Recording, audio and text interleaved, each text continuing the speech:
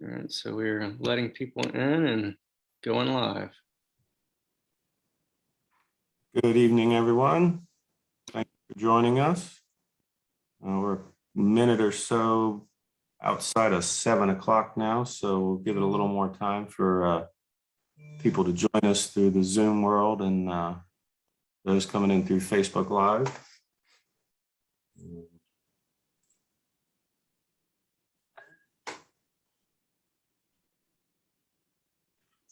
Let me turn my sound off on my multiple screens here.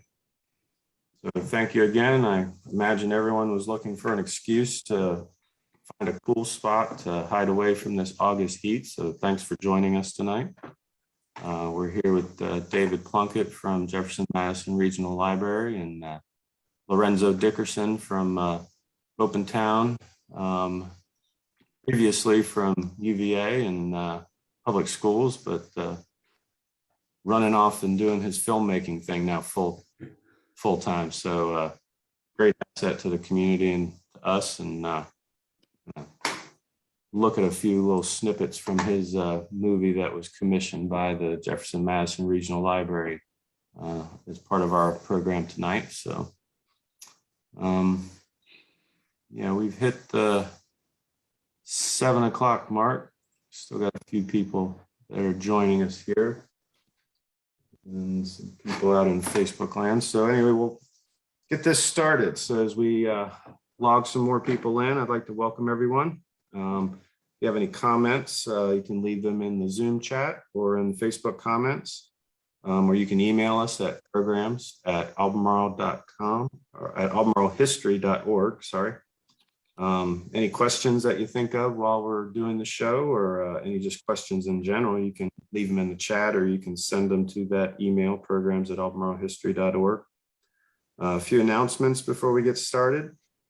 Our program tonight is a follow-up to a previous unregulated historical meandering that we did back in January when we were trying to figure out what 2021 looked like in a in the middle of, post, or after, or whatever COVID world that we stand in, trying to plan out, how to celebrate a 100-year anniversary and work that out. If you missed that show back in January, you can find all of our recordings on our YouTube channel. Our walking tours are very popular, even in the heat of the summer. We can find shady spots during our tour. So if you're interested in doing a walking tour, you have friends or family visiting and you need something to do, please let us know. Give us a call here at the Historical Society, or you can also email programs@albemarlehistory.org. With COVID, we have not been able to pull off the work needed for our spirit walk that we've not been able to do for a couple years now, but we hope 2022 might be a little nicer to us and we can get that done. But for 2021, during the fall and the winter, we hope to provide some theme tours, maybe a little Halloween, Thanksgiving, or Christmas flavor to our tours. So stay tuned for that. Our next scheduled program is in partnership with Charlottesville Links, and we will have Shelley Murphy, who has joined us tonight. She will be talking on Sunday, September 26th at 2 p.m. That's a Sunday. The title of her talk will be Breaking Down the Challenges of Doing African-American Genealogical Research, something that Shelley knows a thing or two about, and you can pick her brain for all the great information and the great resource that she is. So she'll be the speaker, and we're sponsoring that with Charlottesville Links. We have registration up for our Zoom meeting that Sterling can put out there in the chat or in Facebook land. So if you want to register ahead of time for that, please do so. So have that live on Facebook. We got some big projects that we're working on. One of them is an oral history initiative called Race and Sports, focused on the period of time here in Charlottesville and Albemarle County between 1954 and 1970. And we're looking to work along with Lorenzo and some of our volunteer board members, along with some interns that we had this summer working on that project.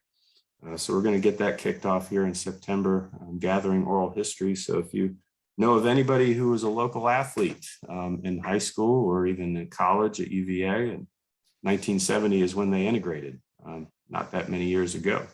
And we want their stories. We want to gather those stories. Hopefully we can eventually turn that into a documentary film. Still working on Civilpedia. If you don't know anything about that, please look at civilpedia.org, check it out. If you're interested, we can make you a user and you can make your own history, add it to the website. We are in the news and coming up in a little bit in the news with working on Penn Park. We're partnering with the city and doing some work out there to find the descendant community associated with some unmarked burials that were found outside of the cemetery wall over there. So keep an eye out for projects coming along with that. Getting a lot of calls for Hatton Ferry. We are in our Hatton Ferry, Save Hatton Ferry again kind of mode. We are trying to work towards getting that back up and running. Right now, we're still a little bit short with our fundraising goals there, but we have some projects to move forward. We're partnering with UVA and some others to try to figure out ways in which we can get a separate nonprofit to help get Hatton Ferry off the ground or off the shore in this case. And the magazine of Albemarle Charlottesville history is in production. But we still need a little bit of support to get that across the finish line. So if there's any interest out there in supporting our magazine and focusing on local history, please help us out. And last but not least, we have opened our doors to the public. Shh. We haven't made a fanfare about it, but we figured with vaccinations on the rise, it's time to try to think of how to get back to business as usual. COVID be damned, we're going to try our best to continue to provide a service through our historical society. So come by and visit us. If you are interested, though, in doing some research, we do ask if you can do some kind of appointment. You can email the librarian at library@albemarlehistory.org or give us a call. We try to set that up by appointment so we know what you're looking for and we can help you out when you get here. But enough with our announcements. Let's make some history. So Sterling, the meandering is all yours. Thank you.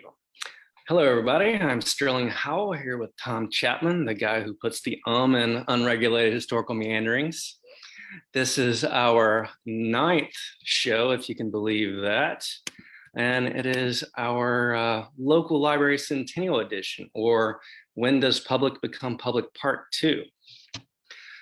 This is an unregulated, unstructured live show in which we invite some person or persons to join us and have a casual conversation about things of interest to our friends here in the Charlottesville-Albemarle area and beyond. Today, we are proud to welcome back Lorenzo Dickerson and David Plunkett, who have been working with us throughout the year on various projects related to the Centennial Anniversary of the local public library system. So for those of you who did not join us back in January 27th, let me introduce our returning guests. Lorenzo Dickerson is a graduate of Western Albemarle High School who holds a BBA and MBA from Strayer University. He is the former Director of Communications in the Division of Diversity, Equity, and Inclusion at UVA. But this year he decided to quit his day job and pursue his true passion full time. Lorenzo is a filmmaker focusing on stories of African-American history and culture. His documentaries have broadcast on PBS and shown in various film festivals, including his own Malpintown Film Festival at the Jefferson School African-American Heritage Center. Lorenzo has a new amazing documentary film coming out, but I will let him introduce that himself in a moment. Next, we also have returning with us David Plunkett, who graduated from Charlottesville High School, received his undergraduate education from Brown University, and his graduate degree in library and information science from Louisiana State University. David has worked for the Jefferson-Madison Regional Library since starting at the Gordon Avenue branch in 2002, and has been the JMRL Library Director since 2018. Thank you both very much for joining us again. It's amazing how much patience and kindness you have to continue to put up with us. I know we've all been working pretty hard these last several months on various things having to do with the library history. So Lorenzo, let's start with you. So as I mentioned, you have a new film coming out. Would you please tell us a little bit about that? Yeah, so this film is called Free and Open to the Public. So this film talks about the history of public library service in the Charlottesville-Albemarle area, as well as the surrounding counties. So in this film, you'll hear from former employees of the library, patrons of the library, board members. You'll learn about the different branches. You'll learn about the bookmobile and the history of the different branches. You'll also learn about the book sale as well. This project was of interest to me when David and Krista brought it to my attention, because I have my own memories of going to Central Library as a kid and taking computer classes there in the children's section in the 80s. So this has been a lot of fun for me, as well as just a lot of fun to learn about the different library branches and to see all the different library branches. It's a pretty interesting story, yeah, how the library has grown over the years. It has been very interesting. I've delved into a lot of the history myself, helping out David with a exhibit we'll talk about later, and an article coming up in our next magazine of Albemarle Charlottesville history. Did we have a little clip of from your interviews that we could show, Lorenzo?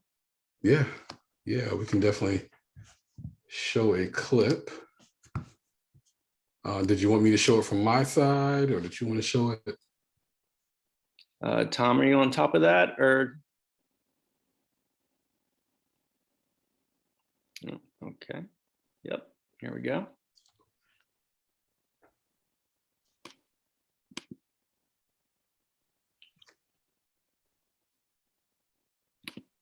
We're not getting any sound.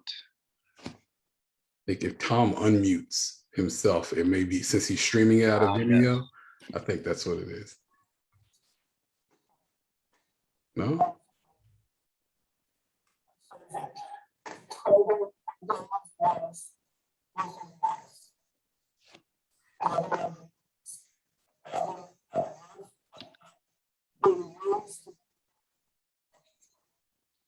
Well, we're still trying to learn how to deal with all these technical issues in our lives that have become to revolve around Zoom lately. All right, it's okay. We're gonna put out some of those clips on in our email blast and social media feed, and I'm sure Lorenzo will be sharing some of those out there as well. For sure.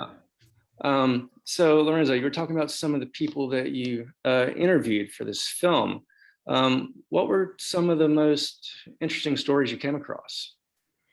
Oh, wow. I would say the Crozet Library, the building of the current Crozet Library, the new building. That was pretty interesting, learning about the book brigade.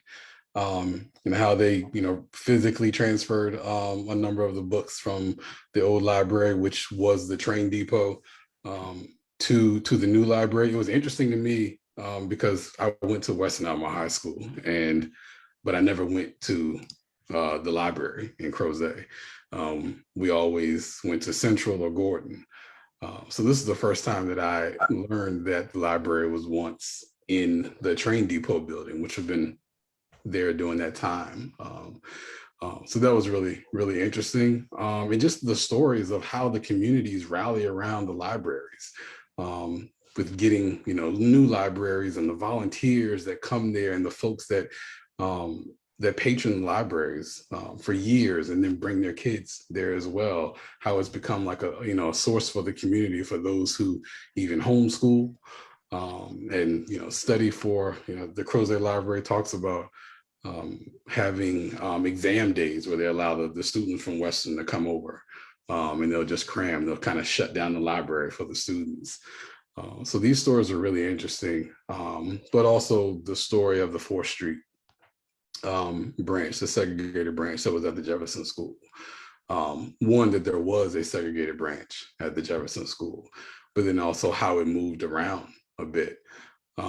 Because before Gordon Avenue opened as a desegregated library, when that branch moved out of Jefferson School, it actually moved into the back of the dentist's office on Commerce Street for a little while. So that was pretty interesting. That library would be located there. Yeah, that is interesting. So how far back do your interviews take us in the history of the library?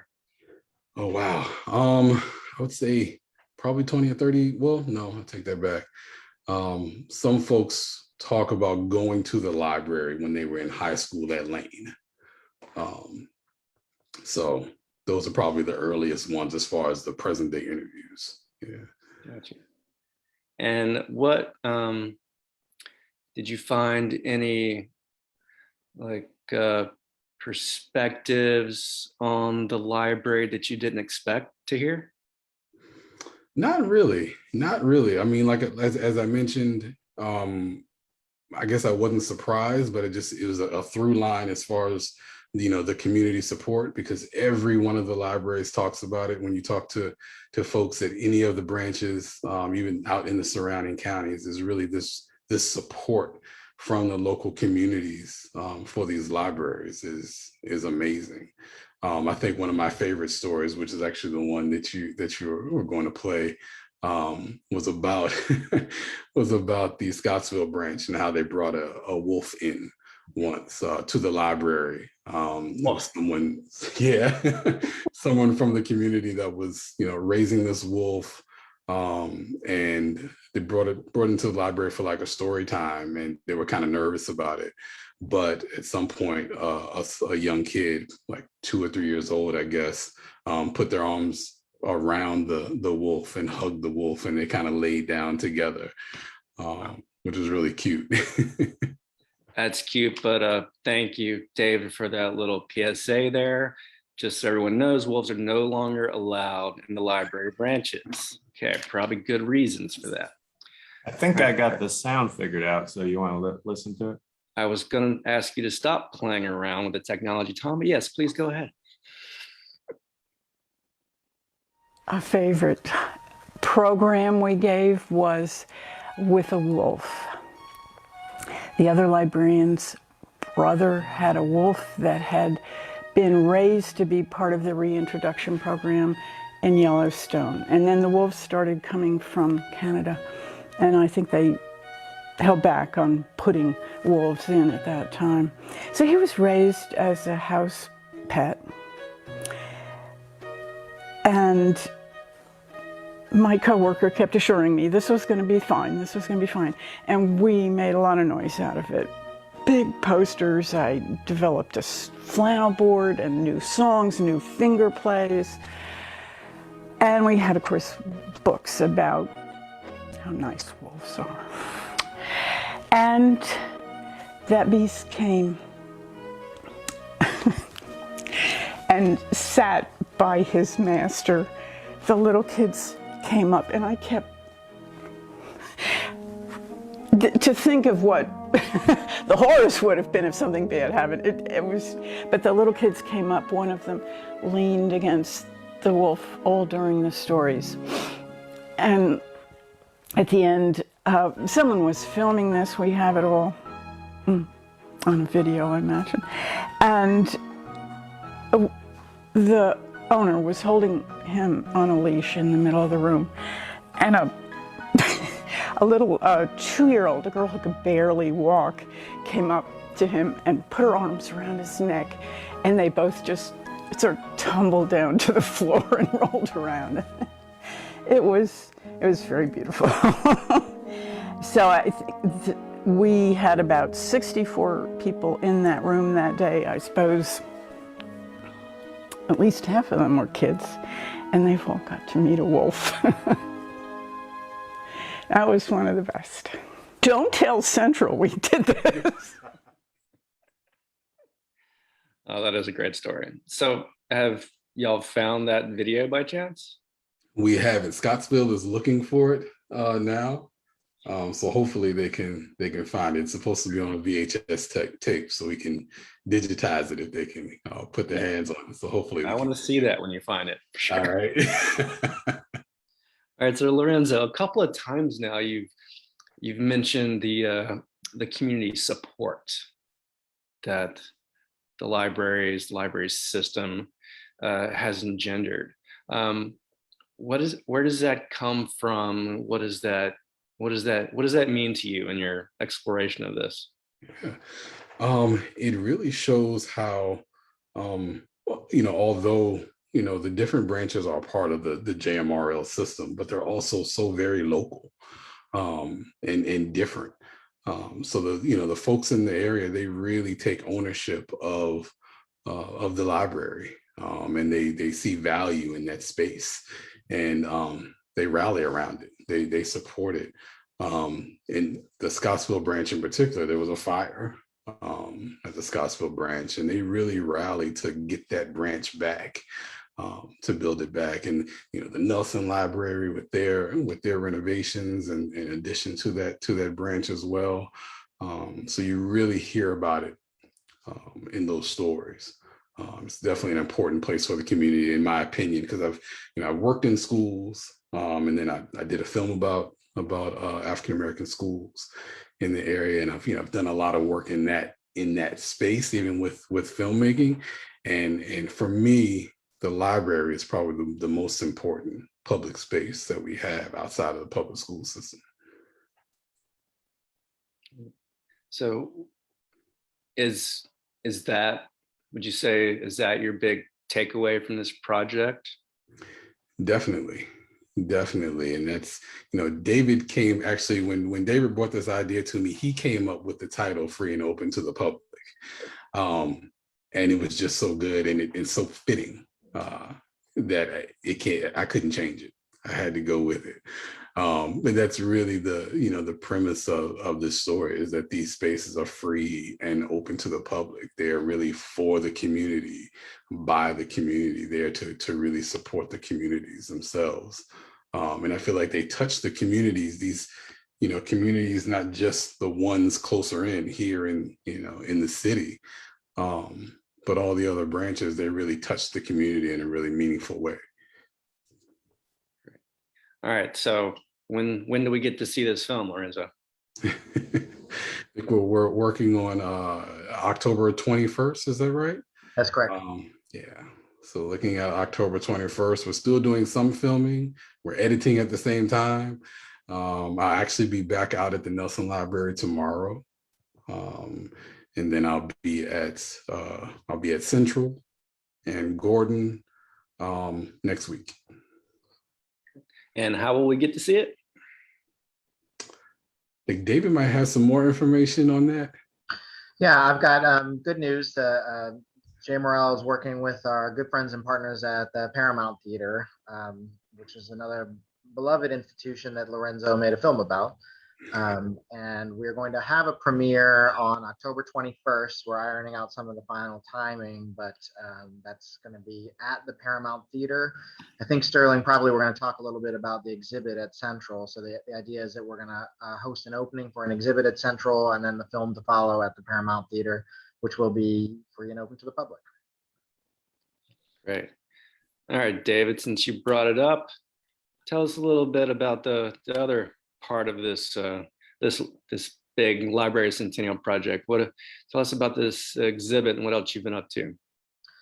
Yeah, so and Sterling can speak to this better than anybody here because he did all of the work. JMRL partnered with the Albemarle Charlottesville Historical Society to come up with an exhibit showing the 100-year history of public library service in the Charlottesville-Albemarle area. This actually came out of a working group that JMRL had put together last fall into winter to look at the renaming the main meeting room at the Central Library after the Swanson case, which was a very important case in which Gregory Swanson won admittance to the law school at the University of Virginia. He was a Black man who was admitted of his own merits, and then the university's Board of Visitors denied his application after his admittance. The current Central Library is in the former federal building here, and there was a courtroom there, and his case was argued by Thurgood Marshall and Oliver Hill. And so we were having a group to talk about that, and we got talking about the 100-year history of library service in the area, how it was a Charlottesville only institution. It was a segregated institution. It was a gift of Paul Goodloe McIntyre, as was Lee Park, many other things around Charlottesville with that McIntyre name. And we talked about how the county joined on, and how in the 70s a regional library system was born. And a member of the public said, well, where can I find all that? Where is that story told? And where can I see it? You know, what kind of images do you have about that?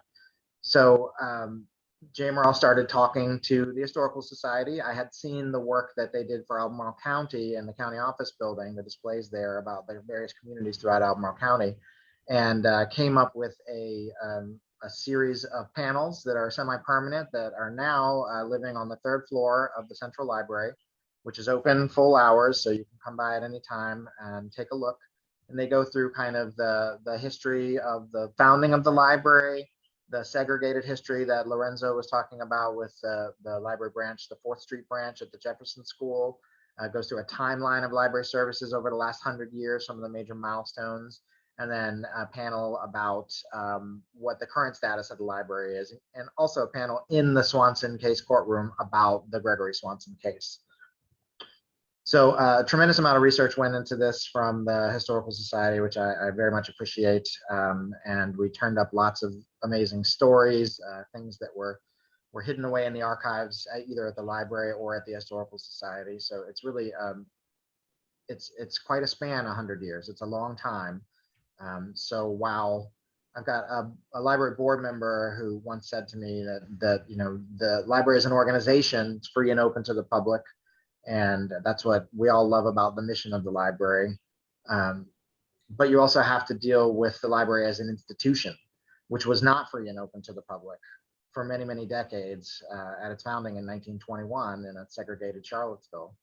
So this was a way too for the institution to look back and say, well, where are the gaps in service? Where are the, you know, where did JMRL or at the time the Charlottesville Library fall down in its mission to provide opportunities for education for all. So this is a good way for the community to come and see the whole span of this for 100 years and a long hallway on the Central Library. Indeed. 100 years is a long time. A lot of things happened over that period. What was the most interesting part of that 100-year history to you, David? What came out of this research that struck you, if anything? I think for me, it was trying to find the human stories.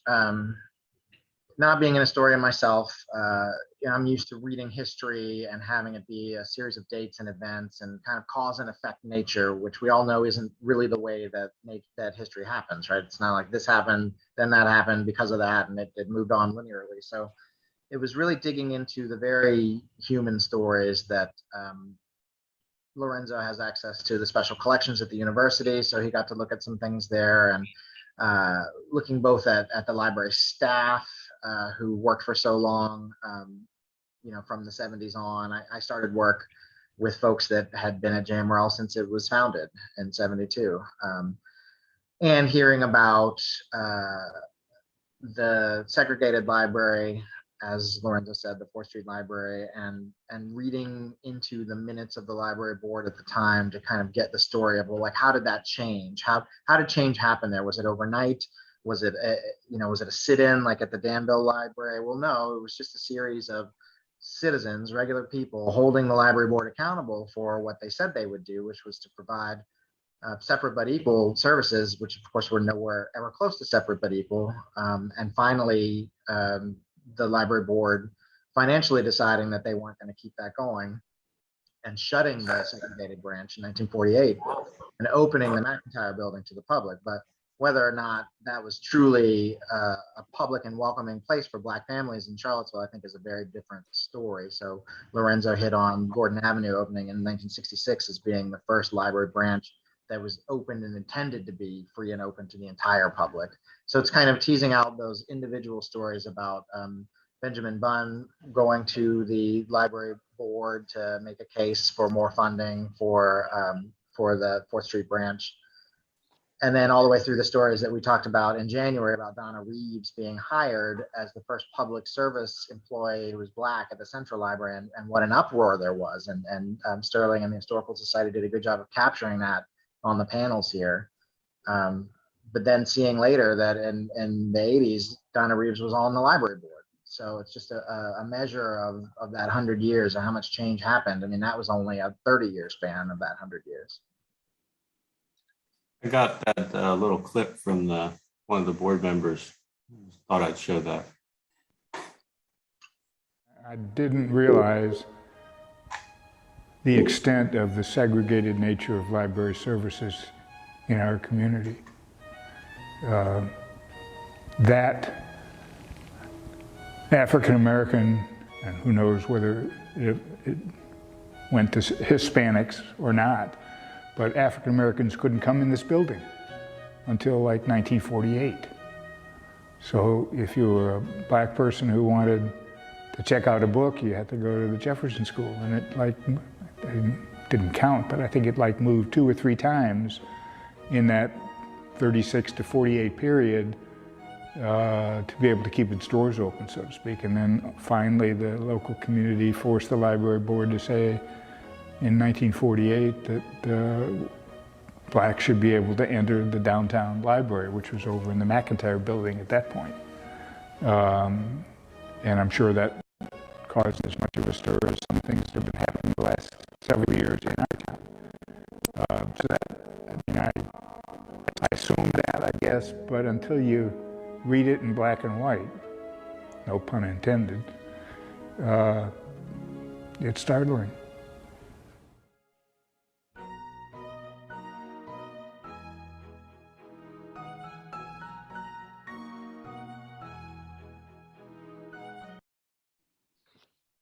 Yeah, I think we've definitely come across some very interesting, both individual and community level, but also even national level stories amidst the research into this 100-year history.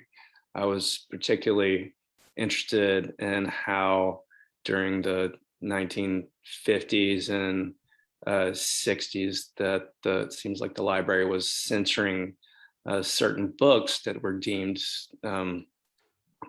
anti-American in some way, or a part of some sort of a socialist attempt to take over the country. And seeing the board discussing that at the same time they're discussing issues like Donna Reeves and how all those different issues interwove in the people's minds while they're talking about running a local library of all things. I personally found that pretty interesting. So 100 years, lots of changes from the era of Jim Crow all the way up to the information technology revolution and COVID. David, what do you want the big takeaway to be from the exhibit? Well, I think I want people to understand that history. So Lorenzo talked about, the common space that the library is, and it's really this third place. It's not home, it's not work, but it's a place for people to gather and to share ideas, whether it's between them and a book or them and other people.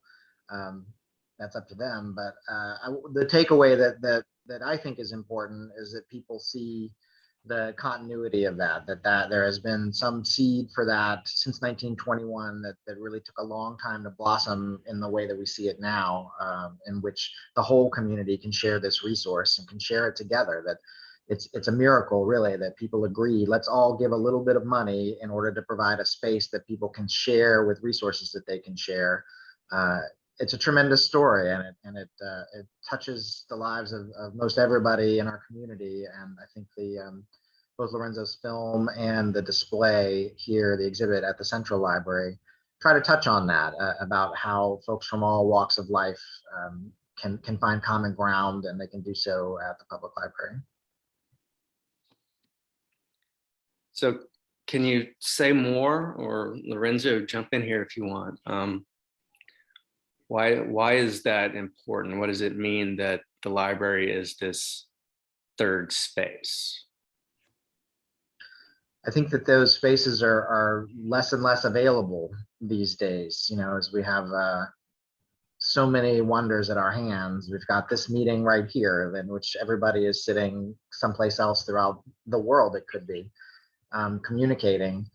The physical nature of the library is something that has held on for 100 years, and despite, I remember starting library school in the 90s and hearing, oh boy, what's the future for public libraries? Like, how is that going to work? Everything is going to be digital.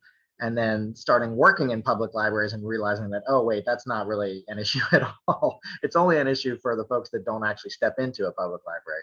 When you do, you realize that the resources that are here are so needed by so many people, and it's about the connection between the people as much as it is about the resources. I think I'm leaning on my own material, but I think in January I used this idea from JMRL's collections manager, and she told me that when you're thinking about the library, replace the word book with the word information. So the library's job is to connect people to information and to connect people to each other so that they can share that, whether it's a book or a film series or a discussion group or an exhibit such as this one or Lorenzo's film. The library's mission really is to connect people to that information and provide access to that information. Yeah, I agree. It's as much of, that space being important for the space itself and what it provides, but then also the people who are there. A lot of the librarians at the various different branches, if you ask them what the favorite part of their job is, what they enjoy the most, they'll tell you that they really enjoy the opportunity to recommend a book to someone, and knowing those local communities so well, knowing those people, the people that come into the various different branches well enough to say, okay, I know the type of book that you like. And they have people that come into the library all the time and ask just that, like, I like this type of thing. Can you recommend something for me? So they talk about really enjoying being able to recommend a book and someone enjoying it and getting a lot out of it. Okay. So we've talked about the library's beginnings as a segregated institution. We've talked about the library's current mission to be open and free to everyone and to connect people with information and with each other. But when I was doing research into the library, one of the things branching out beyond just our local library system, I was struck by how difficult it is in 2021 for libraries to have books on the shelves, to have information that is representative, inclusive of our whole society, the diversity of our whole culture. So how is the library dealing with that today? Well, that's a great question, Sterling. And in fact, the library put on a program last summer that was called Race and Representation in JMRL's Collection. From the library's YouTube page, you can view that, where staff talked with Albemarle County's Office of Equity and Inclusion about that very issue. I will say one thing is that in the last few years, it has been a boon for libraries in terms of what gets published and who gets their work published. Early on in my career at libraries, it was difficult to find Native voices and books by Black authors that weren't, already well known or well established or whatnot. And in recent years, that trend is finally starting to shift in publishing, where there are many diverse titles available to purchase. So JMRL has a collection development policy that looks to meet the needs of a very diverse community. It's the size of the state of Delaware, basically, JMRL's geographic footprint. So that has gotten easier over the last few years in the sense that more is available to purchase, but it also takes a lot of hard work by staff to identify materials that would meet the needs of our communities, to figure out ways to promote them, to make sure that our displays incorporate really diverse books in them so that the people coming in the doors of the library will see themselves represented in the collection. It takes work. It's a conscious effort to try and diversify a collection, but it's something that, as Sterling, as you mentioned, is a national movement. JMRL, I think, has been at the forefront of that for the last few years. Materials are tough because JMRL relies on state aid for the entirety of our book budget, we call it, but it's materials budget now. And this was the big incentive for libraries to get together, for jurisdictions to get together in the 70s, was that the state would provide some funding if you share resources. So Charlottesville-Albemarle, Greene, Louisa, and Nelson only have to have one library director, only have to have one cataloging department, only have to have one collections department because they're sharing resources there. But that state aid is not fully funded as it should be. Now, when you buy materials, you're buying a book so that people who come into the library can get it. And then you might be buying also an audio book because we have folks without broadband in a lot of our service area that are driving around listening on CDs. And then also you're getting the downloadable copy of the book for folks that aren't coming into the library during the pandemic, and then the downloadable audio copy of the book. So something that we used to be able to buy one copy of and then give it to our friends at the library who would lovingly sell it and bring that money back to help programming at JMRL now becomes buying 5 different iterations of that. So every book that you see at the library is a decision. It's a dollar's decision about what we can and can't put out there. And it makes it, in order to provide a diverse collection to meet the needs of our community, it's a lot of work, and it takes a lot of discernment on the type of, on the part of staff. We also rely heavily on our community to tell us, hey, where's this book? Where's that book? I haven't seen this, I haven't seen that. So, there's a form you can fill out on our website, buy a book, suggest a purchase as well. Let us know what we're missing there. I'm very excited that a Friends of the Library board member was in the news today, Mark Austin, for the book that he has written. It's coming out locally. It's a children's book that takes place at West Haven. So we're definitely looking forward to getting a lot of copies of that, and hopefully we can convince Mark to sign them for the library. Tom, are you still playing with your computer over there? Or did you have any questions for David or Lorenzo?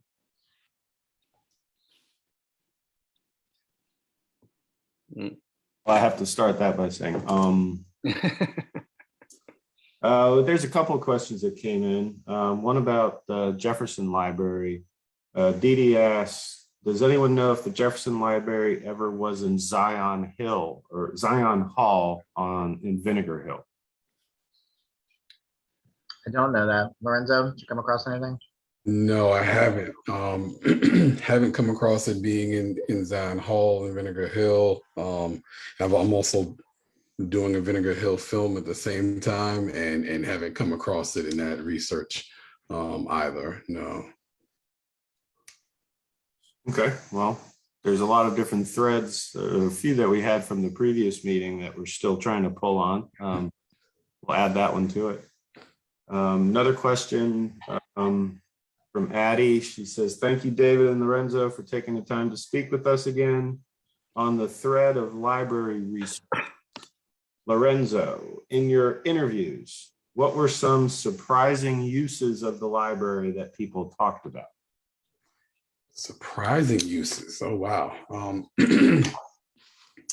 I wouldn't necessarily say surprising, but Diane Brown Towns, I believe that Diane is on the call here.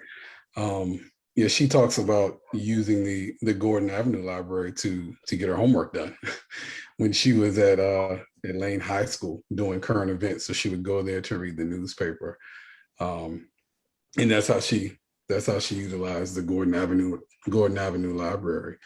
The interesting thing is doing the filming of this film and going to all the different libraries. One use that people are using the libraries a lot for, especially Greene and Scottsville and Nelson, you'll see it at all of these branches, that people are in outside, even when the library is closed, because a lot of these interviews we're doing when the libraries are closed, to not have interference, just with the interview, interference for the patrons, and then also for sound for these interviews and whatnot. So you go there, the library will be closed, but there'll be several folks outside in their cars using the internet.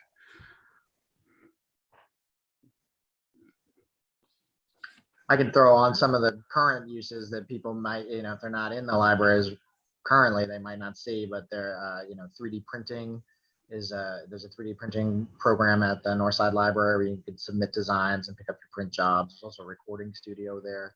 There's a lot of meeting room space, so the trend has been in recent years to try and add smaller conference space as well, so that 2 to 3 people can get together. You think about our outlying communities, if 2 people needed to get together to sign a contract or to have a meeting or whatnot, there weren't a lot of places in those communities, and now we're trying to find smaller rooms for them. Wolves in the library is a pretty good one. That's not really something you would expect, although I was joking before we started that there is a picture of me at Gordon Avenue holding a boa constrictor about 20 years ago. So I can't really, while my reaction to Toots's video was, I'm sure they didn't want Central to know that they had a wolf at the Scottsville Library. I remembered the boa constrictor and I thought, well, I'm not sure which is worse, a wolf or a boa constrictor.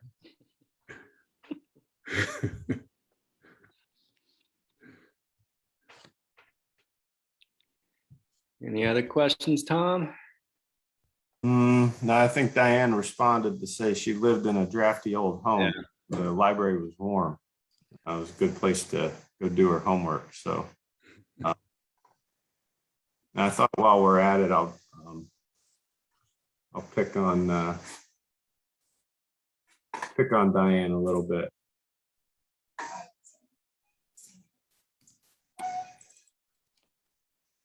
Class, so we had to do current events, and we had to have those assignments done weekly in a great way because we didn't have the internet, no laptop, no desktop or anything.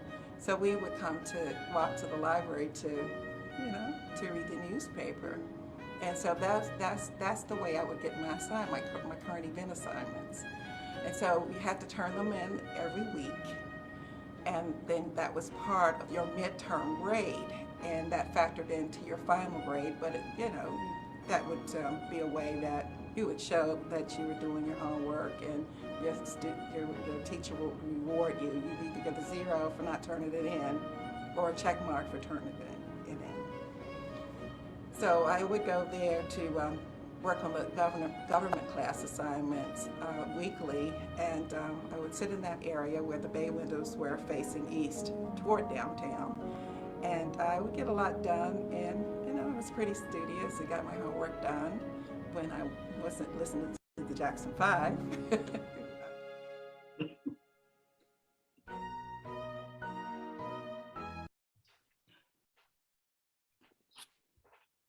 I think Diane also had the summer reading programs that her kids had used for many, many years. I was amazed to see that. It was quite a bit of a blast from the past. So that was a special moment.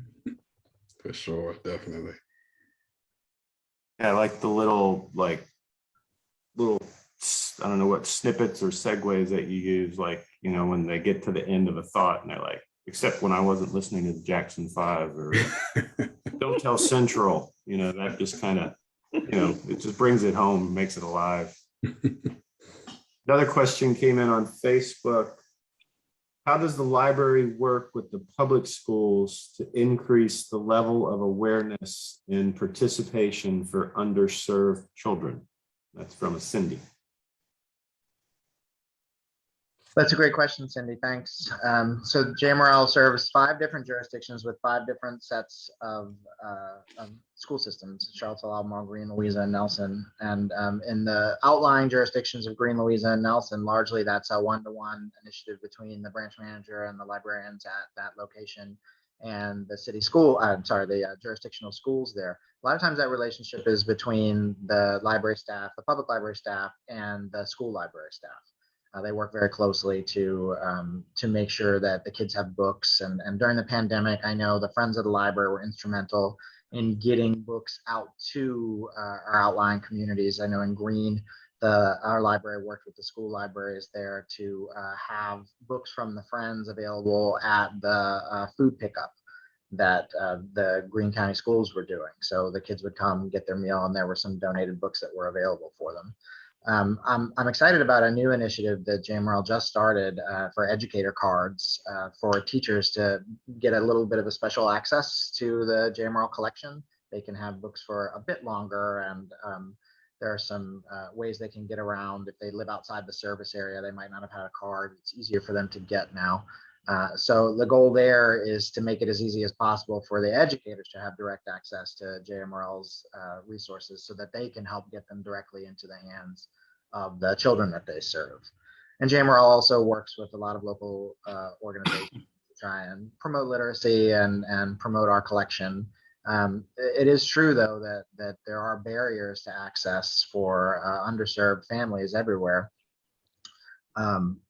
A big one of those is transportation. When you're looking at our outlying jurisdictions and you've got a library smack dab in the middle of the county, I mean, these are big geographic areas to get to. So outreach is an important part of meeting that need too. So JMRL tries to be where people are. We have a bookmobile serving Charlottesville-Albemarle that Lorenzo, I think, got some great stories about for the film. And then also staff that are dedicated and will go out into the community to perform story times, to bring books, to get kids signed up for cards. We work with our Friends of the Library on a laundromat libraries program where we work with local laundromats to stock free book from the Friends, free books in those laundromats, so that families that are there kind of doing their daily business of getting the laundry done will have something for the kids to do there. So it's an ongoing thing, you know, trying to make sure that we meet the needs of our community.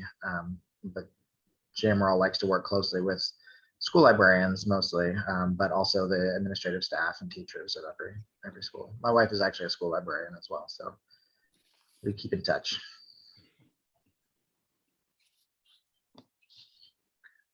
Good connection to have there. Nancy mentioned it's a shame wolves are no longer allowed at JMRL. But I'll leave that one up to you for David. Either wolves or boa constrictors or lions and tigers and bears on my. I think I haven't seen any more questions come through. You have any other thoughts you want to drop on them there, Sterling? Oh, I don't know. Did you want to ask your hardball question or not? I don't know if it's necessarily a hardball question or if it's just kind of a thought. Back in January, we talked about McIntyre being, the elephant in the room, and I was downstairs in the reading room with him looking over my shoulder. I got my grandfather looking over my shoulder now, and didn't want to be downstairs and get away from all my screens, even though I couldn't figure out the technology earlier, but didn't help me. But we talked about with McIntyre that there was a common connection between the gifts that he gave in terms of different things. In our last talk, how the original library building, the collection came from McIntyre, but what the community has done with that is completely different from maybe what his thoughts were about why it was given, through tax support, through community support, the public library has been maintained. And there's been something that's happened since January with some of the gifts that he gave to the city, the monuments in particular that have gone away and gone away, come down. And I think it's an interesting juxtaposition to realize that maybe some of the arguments for keeping the monuments was that we would be erasing history. But in a sense, the community support of the library over time has provided the library as a resource, as an information source that can be used to understand, in many ways, why those monuments needed to come down. So I don't know, wanted to put it out there in terms of, looking at this library, celebrating its 100-year history, realizing that there were some bumps in the road, that there were different ways that we think now that if we look back on, 1921, 1948, different dates and time, Jefferson schools, separate but equal or separate but unequal. I just put it out there in terms of McIntyre's legacy and, how we can take that and grow from it, as opposed to have it be something that divides us as a community. Yeah, I think if only history were that easy to erase, right? I think that the collections at JMRL, and especially the collection that you all are the stewards of at the Historical Society, is the real answer to that question. It's that that history is there. It exists. We relied on it in order to put this display together. Lorenzo's relying on it in order to put this film together. There's no erasure of what happened there. It's just a matter of the perspective used to tell the story, I think. And I think that we're lucky to live in a world now that is, I hope, trying to embrace more than one perspective and more than one narrative. And as Lorenzo mentioned, like the different library branches and the different needs of those communities and the different folks that use them. I mean, that's each of them has their own history of library services. Just as our whole community has their own history. We've got the stories of the folks that Lorenzo talked to and the hundreds of others that he wouldn't have been able to. That's, to me, really, really history. It's the people that were there and what they leave behind. So we have 100 years of what was left behind to look at. There's none of McIntyre's original books, I don't think, are still left. There's a clock somewhere banging around between either my building or the Historical Society's building that was from McIntyre, but the rest of it is the story. It's what has been made of this and where we are today and where we can go moving forward. Yeah, I think that clock is in the jail cell over there in Central, right?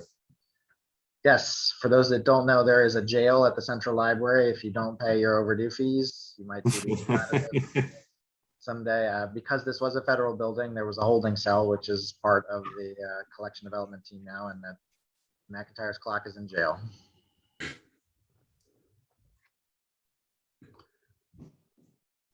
No, yeah, thank you, David. Do you have any thoughts on that, Lorenzo? Yeah, I mean, for me, telling these stories of historical significance, we can never erase history. I mean, it's not really possible to erase history. You hear that comment, frequently though. But what we can do is to add to that history and tell these stories from the perspective of today and show what we value in today's time. So that's really what's being done, is showing what we value today. Yeah, I was struck. I mean, I've told this story before in terms of the Board of Supervisors and all of them saying something to the effect of, I didn't learn that history of the reasoning behind why these monuments had to come down. I didn't learn that in the textbooks that I was given as a kid. And then we can go on to a long story about who wrote those textbooks and what were we teaching our children and how that was selected very much and or mythologized or blatantly like lots of erasures in terms of we're not going to tell that.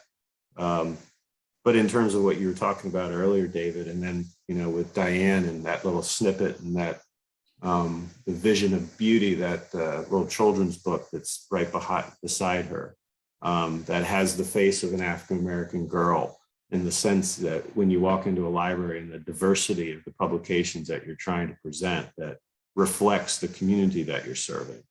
I mean, I think that in and of itself, with telling the 100-year history of the library, is the fact that you can go from a gift from somebody like McIntyre who has his baggage to what you are now, and the realization of, how we can, tell these different diverse stories and show that there's a need and an important need for it, because, we can't be in a situation where our children grow up and have that same aha moment that our Board of Supervisors had just a year ago saying, well, I never heard that. I never knew that. And I think for me, the takeaway of, what is important about what we're telling here is that that's the important part of how the library serves our community. It's just trying to provide that information, replace book with information.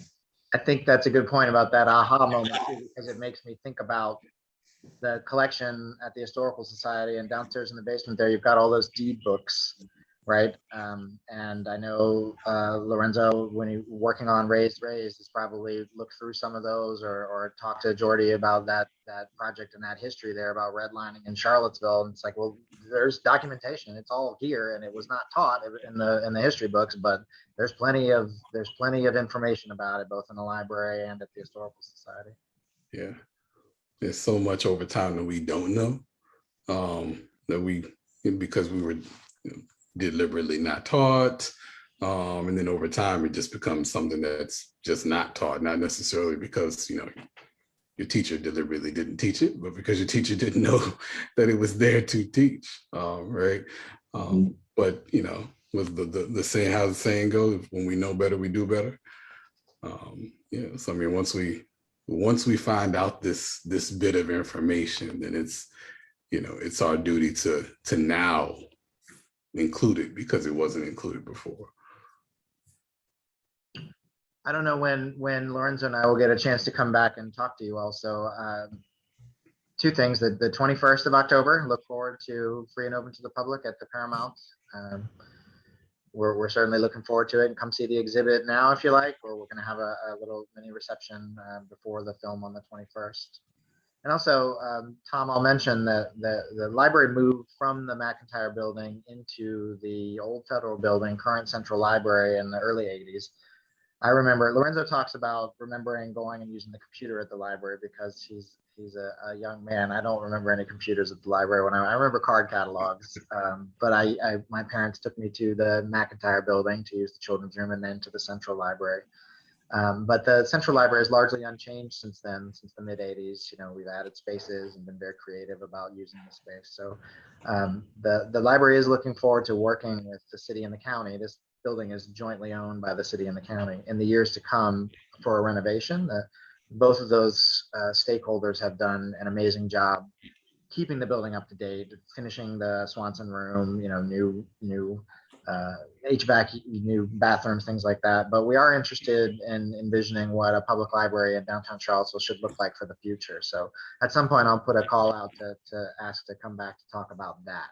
What should the building look like for the next 50 years? How can it be incorporated with the Historical Society? And how can we tell the story of Charlottesville in our public library?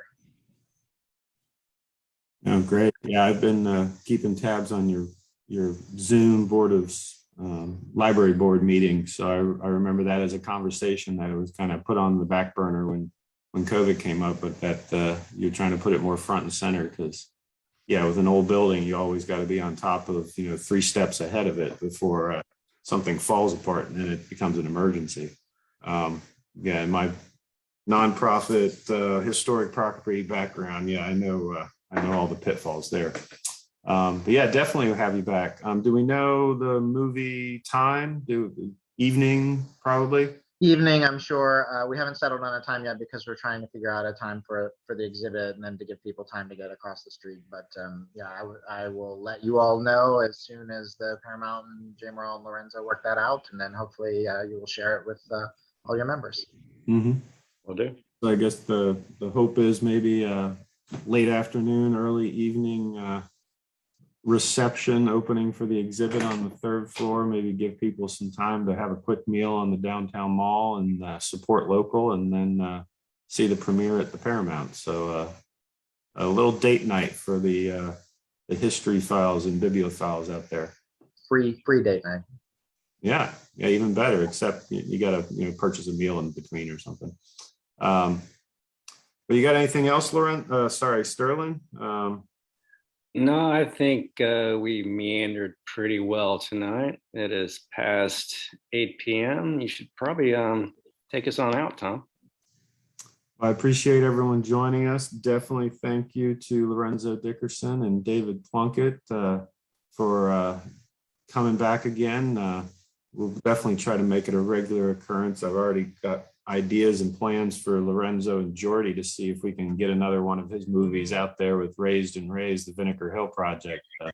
Definitely want to talk a little bit about that with him, but that's for another meandering or another speaker series. So, but before we go, invite you for any suggestions about how we meander from here. Send us any ideas for future guests, future topics, whatever you got, let us know. As we talked about, October 21st, that's a Thursday. Block off your afternoon and your evening.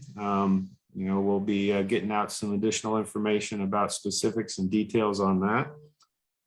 Just a reminder again about our Sunday, September 26th program with Shelley Murphy with Charlottesville Links as a co-sponsor, breaking down the challenges of doing African-American genealogical research. If you know Shelley, you know she's going to do a great program, so don't miss it. And remember, everything we do as your historical society is because of your support. So if you haven't joined us as a member, please consider doing so. Very small amount that goes a long way to help us and to help you in terms of providing information and programs such as this focused on local history and the great things going on in our community. So anyway, please support your local history and your historical society. Unregulated Historical Meanderings is brought to you by the Albemarle Charlottesville Historical Society and wonderful supporters like you. Thanks again, Lorenzo and David, for Zooming with us today and Facebook Living us. Thanks to everyone out there for joining us and supporting what we do. I'm Tom Chapman here with Sterling. He tries to keep me in line, but it's a hard job. And we hope to see you for the next Unregulated Historical Meandering. So until then, meander on. Thank you, David and Lorenzo, again. Appreciate it. And everyone have a great night. Thank you. Good night. Good night, everybody. Thank you. Bye.